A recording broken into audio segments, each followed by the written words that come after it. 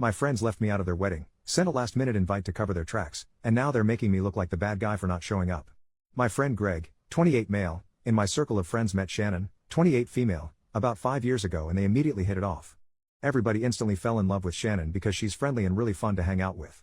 They were everybody's favorite couple and really made our hangouts much more fun. We all knew they were perfect for each other. They both made our crew that much better. The engagement was expected but much welcome news. Our friend circle was buzzing about the inevitable wedding. Then the invitations went out. You know those save-the-date magnets that people send out? Well, it really sucked seeing them on everybody else's fridge when I visited friends knowing I didn't get one and wasn't invited. Feeling left out really sucks. But it gets worse. I completely understand how stressful wedding planning is and I believe nobody should feel that they have to invite people they don't want to their wedding. It's their day and their ceremony and they shouldn't have to have people there who they don't want there. I didn't cause a fuss or express to anyone that I was hurt that I felt excluded from the wedding and by extension, excluded from the group. I didn't want to be looked on in an even worse way that I feel I was apparently being looked at. But one friend actually stood up for me. When their wedding came up in conversation and people talked about booking flights and rooms, destination wedding in New York City, eventually I was asked if I booked yet. I said, me and my girlfriend, weren't invited. Nobody could believe it but I insisted that I wasn't upset because I know how situations like this can go. I didn't want to cause trouble because then the happy couple might resent me. Then I'd be the bad guy. I heard through other friends that my friend Tracy thought it was really messed up that I wasn't invited. She and I never spoke of how I wasn't invited to the wedding but she really felt a certain way about it. So a month before the destination wedding, I got a text from Greg basically saying sorry for forgetting to send an invite but that they would love to have us come to the wedding. It was way too late at that point for me. I couldn't get away from my job and I didn't have a chance to put money aside for a year for an expensive New York City destination wedding like everyone else did. I didn't even get a save the date. Every flight and hotel, no rooms where everyone else was staying, obviously. Too late for that, was unaffordable for me. I texted him back that I couldn't make it. The wedding came and went and I felt bad about everything. I saw the Facebook pictures of my friends all having the time of their lives. It looked like a great wedding. There's even a picture of just the group of friends labeled the crew. I don't think I've ever felt so left out honestly. It really made me feel worthless and unwanted. So naturally the typical thoughts surfaced. They don't like you. They think you're annoying. They think you're a jerk. If you can't identify the schmuck in a group of friends, that means you're it. They think you try way too hard to be nice and think you're a phony. Then as if it couldn't get any worse, Shannon messaged me on Facebook asking why I didn't RSVP and said they missed me at the wedding. RSVP? Doesn't one have to be invited in order to RSVP? Everybody got a year to prepare between getting save the dates and actual wedding invitations. I got a text message a month before the wedding. Just as I feared, I'm being made out to be the bad guy and I even made a point to keep my feelings to myself and play it cool. But as usual I didn't say this to her because I know how I would end up looking. I actually apologized for. I don't even know why.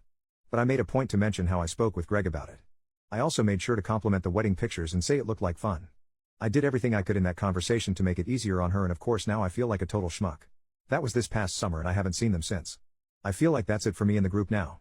I see some of the friends in our group every now and then but everything feels different now. None of them even responded to my birthday party Facebook invite this month. I feel like things are being said behind the scenes and I feel completely out of the loop. It felt like a passive-aggressive message that maybe Greg and Shannon never actually liked me. My fiancée gets along great with Shannon and she's just confused. Seeing her confusion just makes my heart break even more because she's a sweetheart who's never offended anybody in her life. I wish I could break it to her that I'm just the guy in the group that Greg and Shannon think sucks but I don't know how and I feel like a complete loser who deserves this. I'll always appreciate Tracy for sticking up for me.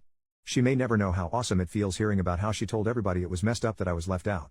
I haven't even spoken to her about how the whole thing made me feel, or anybody for that matter. Reddit, you are the first to hear about it, because I didn't want it to appear like I am making a stink and become even more disliked. This whole thing just freaking sucks. I feel like I don't have friends anymore. And to make it worse, soon I'll have a wedding of my own and I'm afraid I won't have any friends there, except for Tracy of course. How am I supposed to handle who I invite so it doesn't seem like I'm leaving people out for petty revenge?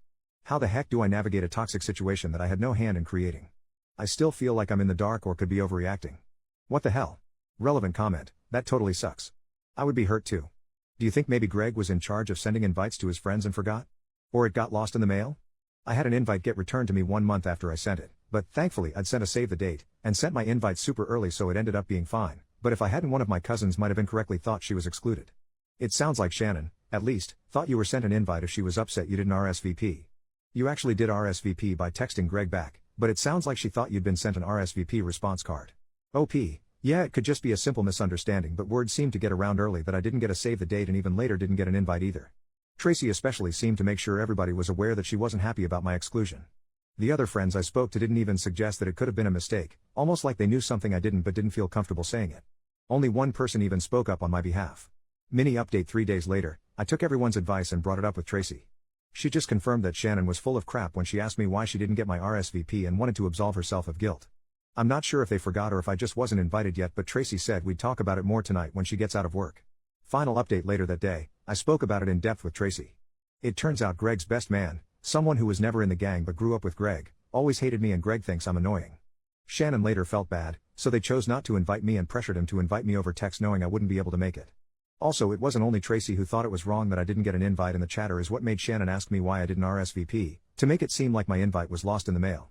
It feels better knowing this because, like I said, they don't have to have people they don't want at their wedding. But knowing Greg doesn't like me hurts because I always thought we were friends. Turns out he's the phony. Unfortunately, everybody else, except for Tracy and a few others, like Greg more than me, so they kinda felt like they had to choose a side after Tracy brought up why I didn't get invited.